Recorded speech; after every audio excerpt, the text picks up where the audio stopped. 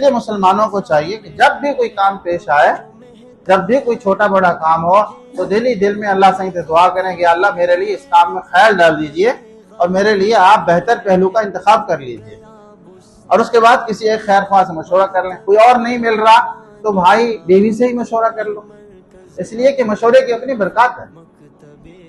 کسی اور نہیں مل رہا تو اپنے بچوں سے ہی مشورہ کر لیں۔ فوری طور پر آپ کو کوئی مہر نہیں مل رہا تو کسی نہ کسی سے مشورہ کر لیں، تاکہ مشورے کی سنت پر جو ہے عمل ہو جائے اور مشورے کی برکات آپ کو نصیب ہو جائے۔ اس لیے کہ ہمارے بزرگوں نے فرمایا ہے کہ جب تک ضابطے کے بڑے موجود ہوں تو بڑوں سے مشورہ کر لیں، لیکن فرمایا کہ بڑے نہ ہو تو اپنے جیسوں سے کر لیں، اپنے جیسے نہ ہو تو چھوٹوں سے کر لیں۔ غرض ہے کوئی کام بغیر مشورے کے نہیں کرنا، کسی ایک نہ ایک سے مشورہ کر لیں اور اس کی برکات آپ دیکھ لیں۔